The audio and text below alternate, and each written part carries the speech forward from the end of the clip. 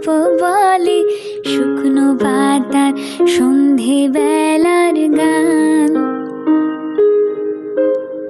কোন হরিণের দুষ্ট ছায়ায় খেলনা দোকানে ডাকছে রে আয়, ভুল করেছি আর যাব না মিথ্যে মায়ায়, চমকাবো না।